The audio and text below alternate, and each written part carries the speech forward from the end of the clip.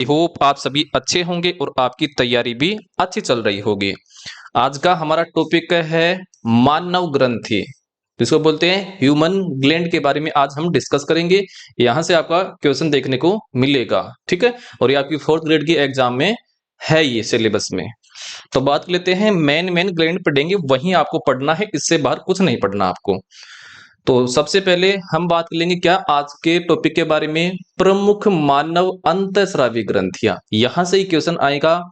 इसको बोलते हैं इंपॉर्टेंट ह्यूमन एंडोक्राइन ग्लैंड, अंतःस्रावी ग्रंथियां। तो सबसे पहले ग्रंथियां आती है हमारे पास हाइपोथैलेमस ग्रंथि, जिसको बोलते हैं हाइपोथैलेमस। हाइपोथैलेमस क्या ग्रंथि क्या होती है? हाइपोथैलेमस डायंसिफेलोन, जिसको बोलते हैं अग्र मस्तिष्क का आधार भाग है।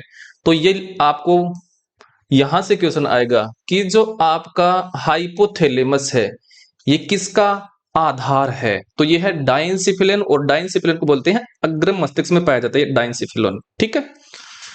मुख्य रूप से यह पीयूष ग्रंथि मतलब पिट्यूटरी ग्लैंड द्वारा स्रावित हार्मोन के संश्लेषण व स्राव का नियंत्रण करता है।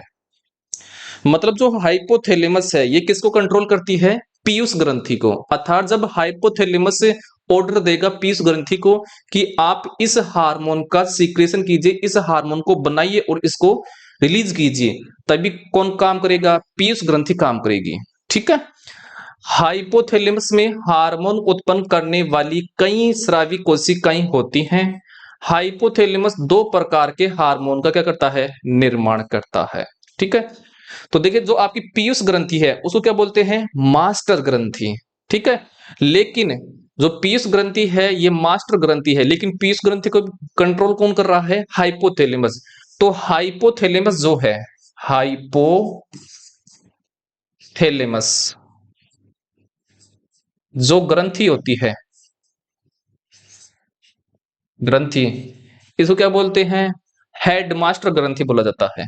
क्या बोला जाता है? हेडमास्टर ग्रंथि। ये क्वेश्चन आया हुआ भी है कई बार, ठीक है। क्यों? क्योंकि जो आपकी पीयूष ग्रंथि है जिसको बोलते हैं पिट्यूटरी ग्लैंड, पीयूष ग्रंथि, इस ग्रंथि को क्या बोलते हैं? इसको बोलते हैं आपका मास्टर ग्रंथि। क्या बोलते हैं? मास्टर ग्रंथि बोलते हैं इसको, ठीक है। अब देखिए हाइपोथैलेमस जो ग्रंथि है वो किसका कंट्रोल करती है? पीयूष ग्रंथि को।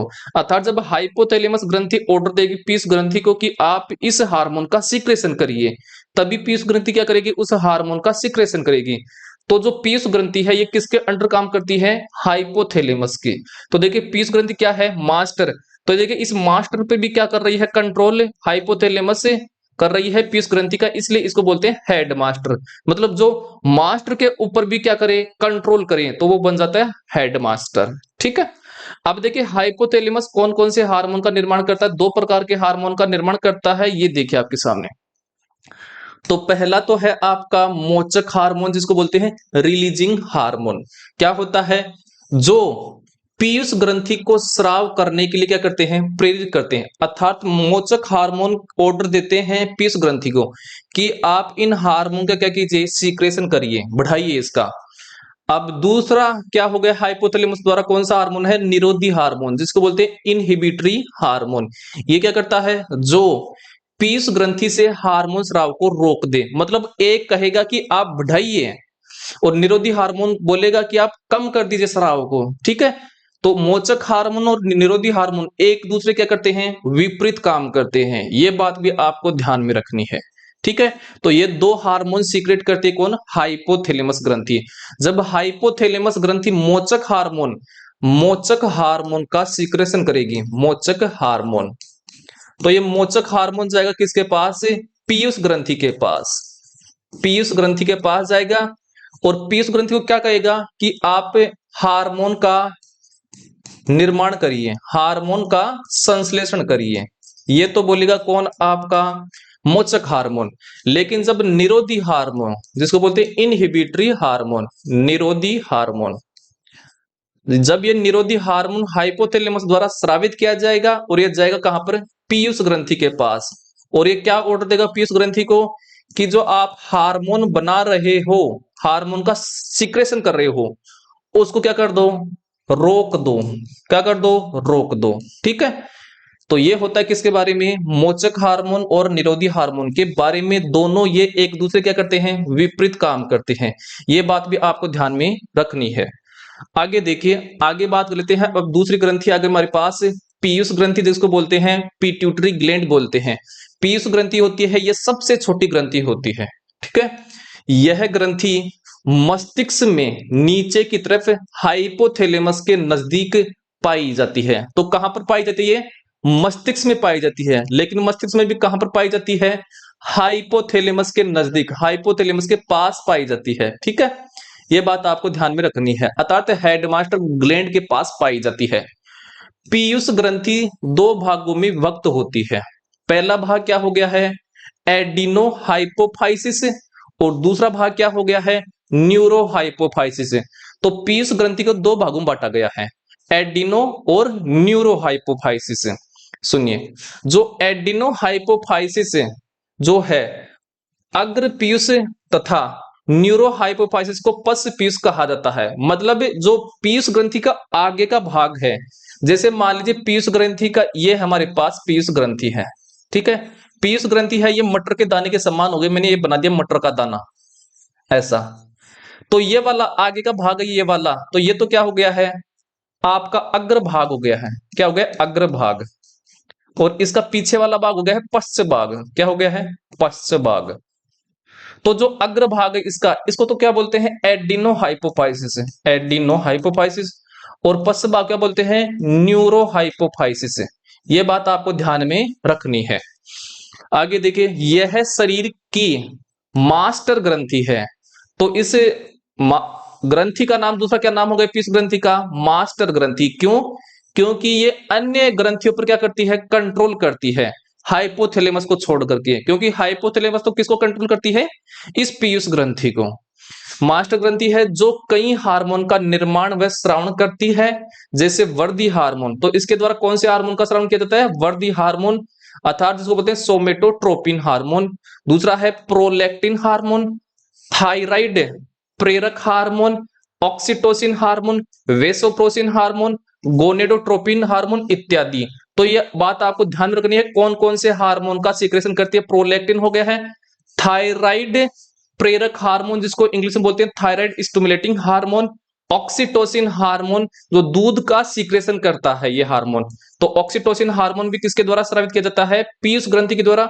वेसोप्रोसिन भी हार्मोन इसी के द्वारा स्रावित किया जाता है, और गोनेडोट्रोपिन भी हार्मोन इसी के द्वारा स्रावित किया जाता है। जो मैं बात आपको बोल रहा हूं वो ही याद करके जाना है, वहीं से क्वेश्चन आएगा। ठीक है, अब जो पीयूष ग्रंथि है, पीयूष ग्रंथि है, ध्यान रखना है ये क्या है, सबसे छोटी ग्रंथि है, सबसे छोटी ग्रंथि। और इसका आकार कैसा होता है, तो इसका आकार होता है मटर के दाने समान, मटर दाने समान होती है। और कहां पर पाई जाती है, मस्तिष्क में, और किसके पास, हाइपोथैलेमस के पास पाई जाती है। यही बात इसका ध्यान रखना है। और जब जो पीयूष ग्रंथि है, इसका जो आगे का भाग है, अग्र भाग है, इसको क्या बोलते हैं, एडिनो हाइपोफाइसिस। और जो पश्च भाग होता है उसको बोलते हैं न्यूरो हाइपोफाइसिस। ठीक है, इतना ही इसमें याद करना है। आगे बात कर लेते हैं अब किसके बारे में, पीनियल ग्लैंड के बारे में। जो पीनियल ग्रंथि है उसके बारे में अब बात कर लेते हैं। तो यह ग्रंथि अग्र मस्तिष्क के ऊपरी भाग में पाई जाती है। तो अग्र मस्तिष्क है उसके ऊपरी भाग में पाई जाती है, तथा मेलेटोनिन नामक हार्मोन का क्या करती है, सीक्रेशन करती है। क्वेश्चन आएगा, मेलेटोनिन नामक हार्मोन का सीक्रेशन कौन करती है, वो करती है आपकी पीनियल ग्रंथि करती है। यह हार्मोन मुख्य रूप से शरीर की दैनिक लय के नियमन के लिए उत्तरदायी है। यह बात आपको ध्यान रखनी है, शरीर की दैनिक लय के नियमन के लिए कौन सी ग्रंथि उत्तरदायी है, तो वो ग्रंथि कौन सी है, आपकी पीनियल ग्रंथि है। इसमें यही बात आपको ध्यान रखनी है। पहली बात तो ये कहां पर पाई जाती है, अग्र मस्तिष्क के ऊपरी भाग में पाई जाती है, पहली बात ये ध्यान रखनी है। दूसरी बात कि कौन से हार्मोन का सीक्रेशन करती है, मेलेटोनिन हार्मोन, जो हमारी त्वचा के रंग के लिए उत्तरदायी होता है। जो मेलेटोनिन हार्मोन है, मेलेटोनिन हार्मोन जो है, हार्मोन ये क्या होता है, त्वचा, हमारी जो त्वचा है, त्वचा रंग के लिए क्या होता है, ये उत्तरदायी होता है। मतलब गोरा और काला जो रंग होता है, ये इसी के लिए उत्तरदायी होता है, मेलेटोनिन हार्मोन। ठीक है, अब बात कर लेते हैं हम आगे। आगे नई ग्रंथि आ रही है आपके सामने, थायराइड ग्रंथि। ठीक है, यह ग्रंथि श्वास नली के दोनों ओर स्थित होती है। तो पहली तो ये पाई कहां पर जाती है, श्वास नली के दोनों तरफ पाई जाती है। ठीक है, ट्रेकिया जो होती है उसके दोनों तरफ पाई जाती है, तथा मुख्य रूप से थायरोक्सिन हार्मोन का सीक्रेशन करती है। कौन से हार्मोन का निर्माण करती है, थायरोक्सिन हार्मोन का निर्माण करती है। वह श्रावण कर थायरोक्सिन हार्मोन आधारित उपापचयी क्रियाओं को नियंत्रित करती है। क्वेश्चन आएगा, कौन सी ग्रंथि उपापचयी क्रियाओं को नियंत्रित करती है, कंट्रोल करती है, तो वो आपकी करती है थायराइड ग्रंथि करती है। ठीक है, और इसके द्वारा थायरोक्सिन हार्मोन का निर्माण किया जाता है और श्वास नली के दोनों तरफ पाई जाती है। यह हार्मोन लाल रक्त कणिकाओं के निर्माण में मदद करता है। तो जो आपका थायरोक्सिन हार्मोन है, ये क्या करता है, जो आरबीसी है उसका निर्माण में क्या करता है, मदद करता है। क्वेश्चन आएगा, आरबीसी के निर्माण में कौन सी ग्रंथि मदद करती है, तो वो करती है आपकी वो थायराइड ग्रंथि करती है। साथ ही कार्बोहाइड्रेट, प्रोटीन व वसा के उपापचय को भी क्या करती है, नियंत्रित करती है। थाइरोक्सिन हार्मोन के निर्माण हेतु आयोडीन की आवश्यकता होती है। क्वेश्चन आएगा, थायरोक्सिन हार्मोन के निर्माण के लिए किसकी आवश्यकता होती है, तो वो होती है किसकी, आयोडीन की आवश्यकता होती है। आयोडीन की कमी से थायरोक्सिन हार्मोन का निर्माण कम होता है।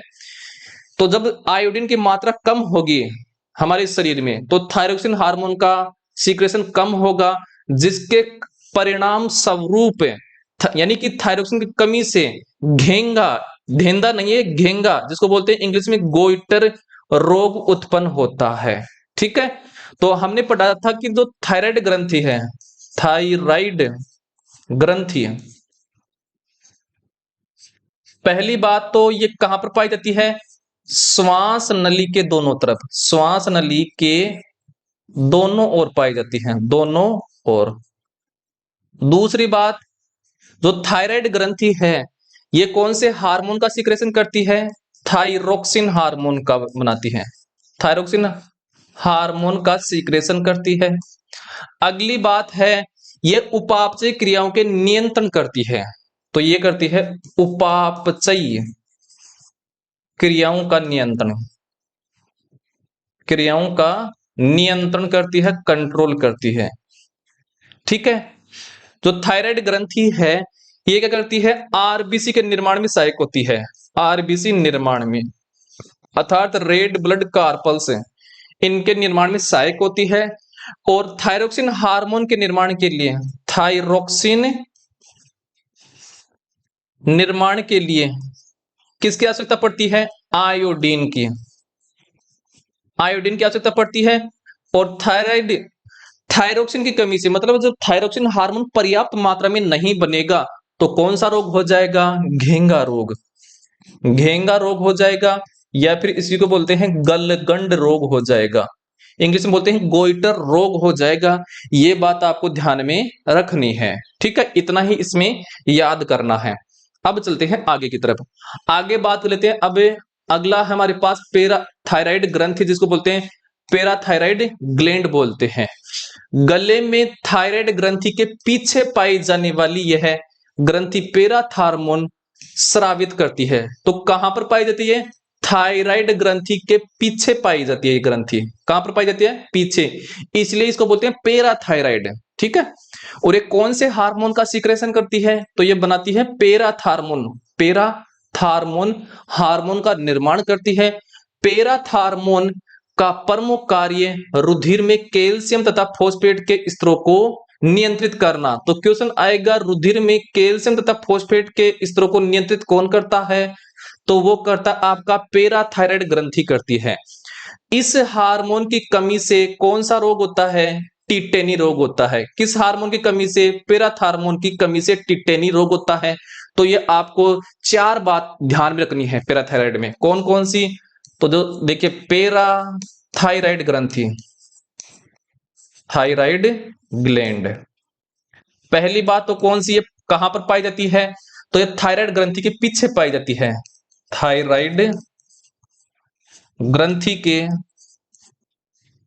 पीछे पाई जाती है, पीछे पाई जाती है। पहली बात ये ध्यान रखनी है, कौन से हार्मोन का सीक्रेशन करती है, तो ये हार्मोन बनाती है पैराथार्मोन, पैराथार्मोन का निर्माण करती है। कार्य क्या होता है इस पैराथायराइड ग्रंथि का, या फिर ऐसे पूछ लेगा पैराथार्मोन का कार्य क्या होता है, तो ये रुधिर में, क्या ब्लड में, रुधिर में कैल्शियम, कैल्शियम व फॉस्फेट के स्तर को, फॉस्फेट के स्तर को बनाए रखना, अर्थात नियंत्रित करना, ये बात है। और अगला है, जो पैराथार्मोन की कमी से, या फिर पैराथायराइड ग्रंथि जो हार्मोन सिक्रेशन करती है पैराथार्मोन, उसकी कमी से कौन सा रोग होता है, तो वो रोग होता है टीटेनी रोग। कौन सा रोग होता है, टीटेनी रोग होता है। बस इतनी ही ये चार बात ध्यान में रखनी है। ये पाई जाती है थायराइड ग्रंथि के पीछे पाई जाती है, पैराथार्मोन का सीक्रेशन करती है, ये पैराथार्मोन कार्य करता है रुधिर में कैल्शियम व फॉस्फेट के स्तर को नियंत्रित करना, इसकी कमी से, पैराथार्मोन की कमी से होता है टीटेनी रोग होता है। ये बात आपको ध्यान में रखनी है। आगे देखिए नेक्स्ट ग्लैंड, नेक्स्ट ग्लैंड आती है आपकी अग्नाशय, जिसको बोलते हैं पैनक्रियाज ग्लैंड बोलते हैं, ठीक है। देखिए अग्नाशय दो अंतःस्रावी हार्मोन इंसुलिन तथा ग्लूकागोन हार्मोन स्रावित करती है। तो अग्नाशय दो प्रकार के हार्मोन स्रावित करती है। पहले समझिए, जो अग्नाशय ग्लैंड है, अग्नाशय ग्रंथि, पहली बात तो यह ध्यान में रखनी है, ये एक मिश्रित ग्रंथि है। क्या है, मिश्रित ग्रंथि है, मिक्स्ड ग्लैंड है, ये बात ध्यान में रखनी है। और ये जो अग्नाशय ग्रंथि है, ये तीन हार्मोन का सीक्रेशन करती है। एक तो करेगी ये इंसुलिन, एक करेगी ग्लूकागोन, ग्लूकागोन, एक करेगी सोमेटोस्टेनिन, सोमेटोस्टेनिन, ये तीन हार्मोन का सीक्रेशन करती है, ठीक है। जो इंसुलिन हार्मोन है, ये बीटा सेल्स द्वारा सीक्रेट किया जाता है, अर्थात अग्नाशय में बीटा सेल्स पाई जाती है, उनके द्वारा ये किया जाता है इंसुलिन हार्मोन। और अल्फा कोशिका है, अल्फा सेल्स जो होती हैं, अल्फा सेल्स द्वारा ग्लूकागोन हार्मोन का सीक्रेशन किया जाता है। और जो डेल्टा सेल्स हैं, डेल्टा सेल्स द्वारा किया जाता है सोमेटोस्टेनिन हार्मोन का सीक्रेशन किया जाता है। यह बात आपको समझ में आ गई होगी, ठीक है। आगे देखिए, इंसुलिन इस ग्रंथि में पाए जाने वाले लेगरहेंस दीप की बीटा सेल्स द्वारा, देखिए बीटा कोशिकाओं द्वारा क्या किया जाता है, ये स्रावित किया जाता है, तथा ग्लूकागोन लेगरहेंस दीप की अल्फा कोशिकाओं द्वारा क्या किया जाता है, सीक्रेट किया जाता है। ये मैंने बता दिया है। इंसुलिन का प्रमुख कार्य, मेन कार्य क्या होता है, शर्करा जिसको बोलते हैं ग्लूकोज, तो ये ग्लूकोज तथा शर्करा को ग्लाइकोजन में परिवर्तित कर, किसमें परिवर्तित करता है, ये ग्लाइकोजन में परिवर्तित कर रक्त शर्करा को क्या करता है, ये नियंत्रित करता है। तो रक्त शर्करा को नियंत्रित करने का कार्य कौन करता है, तो वो करता है आपका इंसुलिन करता है। तो मैं यहां पर लिखता हूं, इंसुलिन क्या करता है, इंसुलिन। तो पहली बात, इंसुलिन हार्मोन किस कोशिकाओं द्वारा स्रावित किया जाता है, तो ये बीटा सेल्स द्वारा क्या किया जाता है, स्रावित किया जाता है। पहली बात तो ये हो गई है।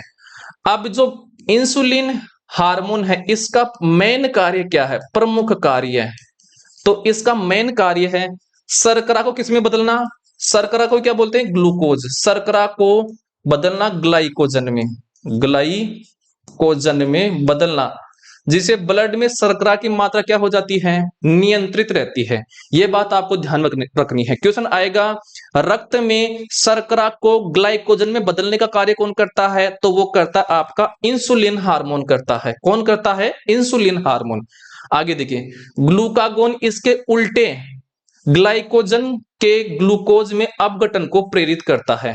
अब देखिए, आपका जो ग्लूकागोन है, ग्लूकागोन, ये कार्य क्या करता है? पहली बात, ये अल्फा सेल्स द्वारा स्रावित होता है, अल्फा सेल्स द्वारा। ये कार्य क्या करता है? ये ग्लाइकोजन को किस में तोड़ेगा? शर्करा में। और शर्करा को क्या बोलते हैं? ग्लूकोज। तो आपका इंसुलिन हार्मोन और ग्लूकागोन हार्मोन, ये एक दूसरे क्या करते हैं? विपरीत कार्य करते हैं। तो इंसुलिन और ग्लूकागोन एक दूसरे के विपरीत कार्य करते हैं, ये बात आपको ध्यान में रखनी है।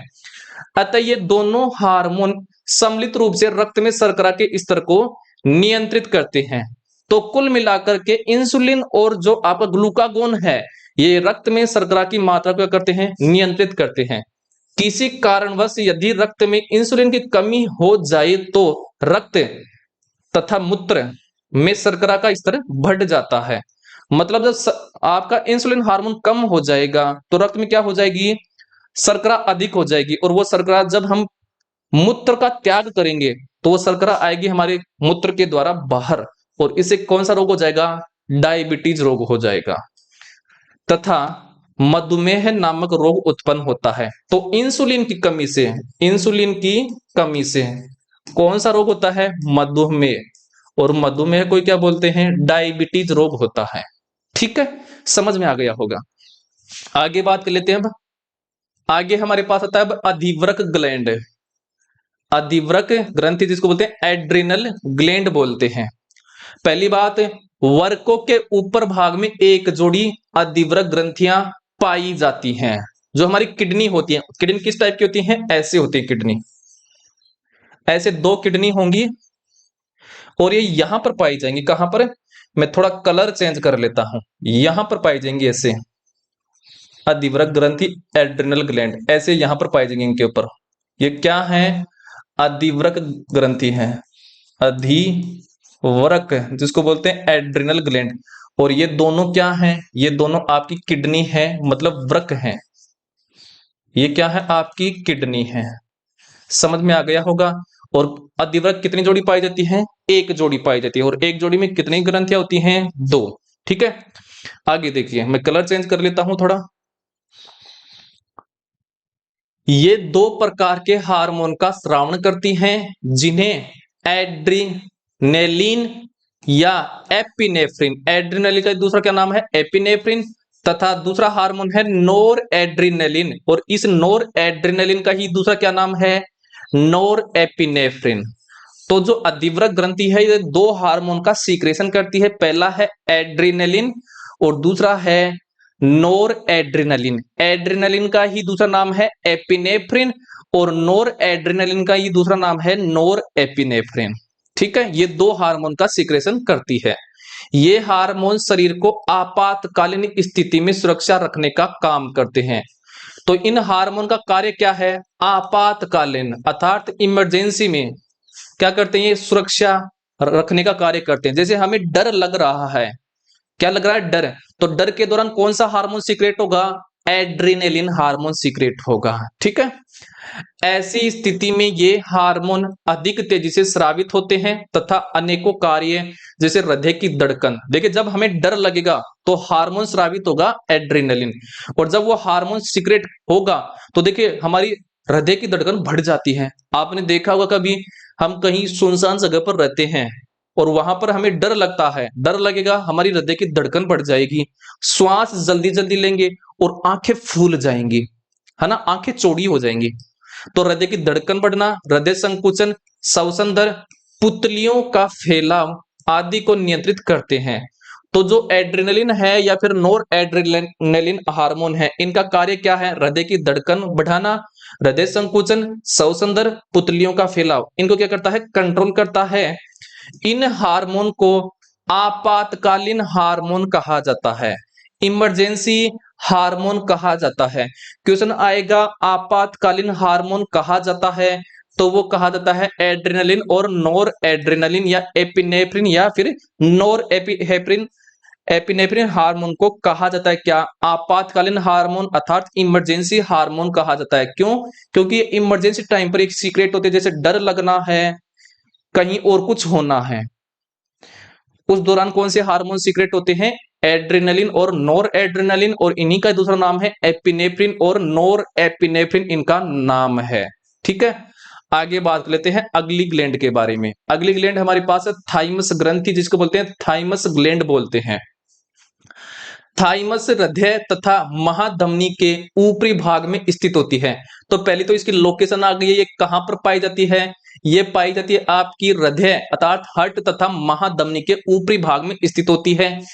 यह थाइमोसिन नामक एक पेप्टाइड हार्मोन का स्रावण करती है। ये कौन से हार्मोन का स्रावण करती है? थाइमोसिन का। और ये किस प्रकार का हार्मोन है? पेप्टाइड हार्मोन है। क्वेश्चन आएगा कौन सी ग्रंथि पेप्टाइड हार्मोन का सीक्रेशन करती है? तो वो करती है आपकी थाइमस ग्रंथि करती है। यह ग्रंथि छोटे बच्चों में सर्वाधिक विकसित होती है। तो क्वेश्चन आएगा कौन सी ग्रंथि बच्चों में सर्वाधिक विकसित होती है? तो वो होती है आपकी थाइमस ग्रंथि होती है। जब ये छोटे बच्चों में ज्यादा पाई जाती है तो थाइमस ग्रंथि का कार्य क्या होता है? प्रतिरक्षा का कार्य होता है। मतलब क्या होता है प्रतिरक्षा का? मतलब है रोगों से लड़ने का, रोगों से लड़ाने का कार्य करती है। इसलिए देखिए छोटे बच्चे जो होते हैं ये जल्दी से क्या नहीं होते हैं? बीमार नहीं होते हैं। ठीक है, और जैसे जैसे हमारी उम्र बढ़ेगी ये थाइमस ग्रंथि भी क्या होती जाएगी? लुप्त होती जाएगी। अर्थात ये वृद्धावस्था में क्या हो जाती है? विलुप्त हो जाती है। और देखिए वृद्ध व्यक्ति हैं, जब ये विलुप्त हो जाएगी और एक कार्य क्या करती है? रोगों से लड़ाने का कार्य करती है।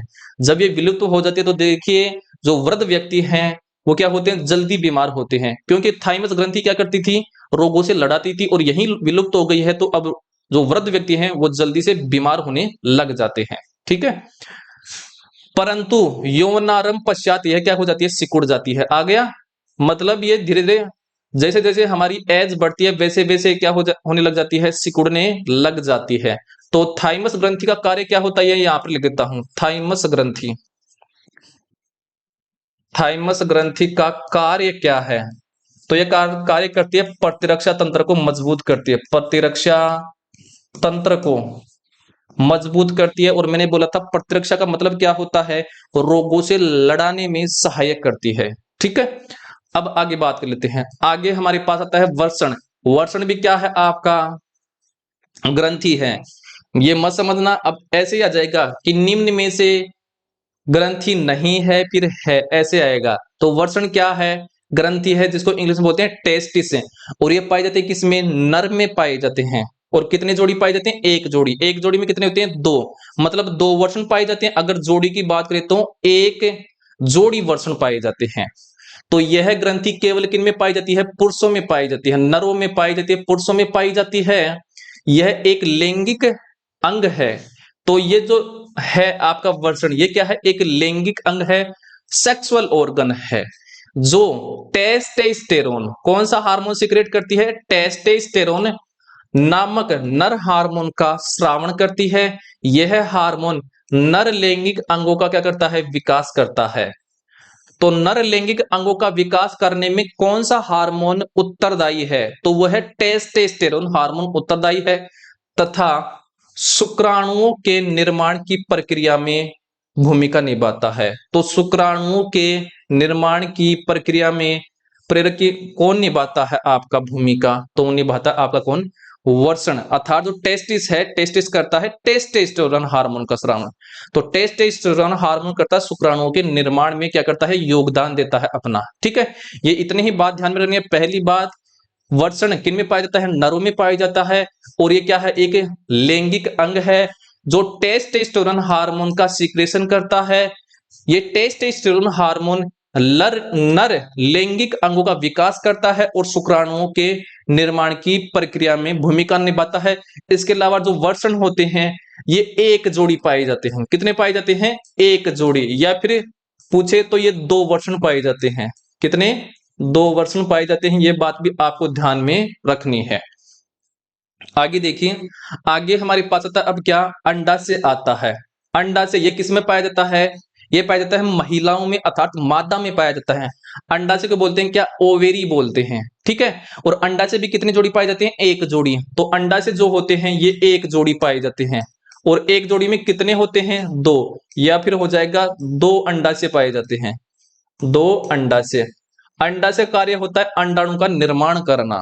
ठीक है, तो मादाओं में पाए जाने वाली यह ग्रंथि एस्ट्रोजन। कौन सा हार्मोन सीक्रेट करती है? एस्ट्रोजन। और दूसरा हार्मोन है प्रोजेस्टेरोन। तो एस्ट्रोजन और प्रोजेस्टेरोन हार्मोन का सीक्रेशन करती है नामक स्टेरॉइड हार्मोन का। ये किस प्रकार के हार्मोन है? स्टेरॉइड हार्मोन है। का क्या करती है? निर्माण करती है अर्थात श्रावण करती है। यह हार्मोन मादा लैंगिक अंगों का क्या करते हैं? विकास करते हैं। तो मादा लैंगिक अंगों के विकास में कौन से हार्मोन उत्तरदायी होते हैं? तो ये होते हैं आपका कौन? एस्ट्रोजन और प्रोजेस्टेरोन हार्मोन होते हैं।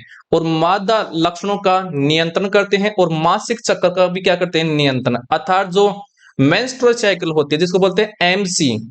ठीक है, तो एमसी का भी क्या करते हैं? नियंत्रण करते हैं। इसके अलावा गर्भ अनुरक्षण, जो आपका जब महिलाएं क्या हो जाती है? प्रेग्नेंट हो जाती हैं, उस दौरान भी क्या करते हैं? अनुरक्षण का कार्य करते हैं। ठीक है, तो ये तीन काम ध्यान में रखना है इसका। किसका? एस्ट्रोजन और प्रोजेस्टेरोन का। पहला, मादा लैंगिक अंगों का विकास करना। दूसरा है मादा लक्षणों का नियंत्रण करना। और तीसरा है मासिक चक्र का नियंत्रण करना। और चौथा है गर्भ अनुरक्षण, अर्थात जो प्रेगनेंसी के दौरान जो अनुरक्षण करने का कार्य करता है वो आपका एस्ट्रोजन और प्रोजेस्टेरोन ही करता है। और अंडा से किस में पाए जाते हैं? मादाओं में पाए जाते हैं, अर्थात फीमेल में पाए जाते हैं। किस में पाए जाते हैं? फीमेल में। और ये एक क्या है? लिंगहार लैंगिक अंग है। क्या है ये? लैंगिक अंग है अंडा से। ठीक है, तो ये होता आपका किसके बारे में? हार्मोन के बारे में। आपको इतना ही पढ़ना है, इसके अलावा आपको और नहीं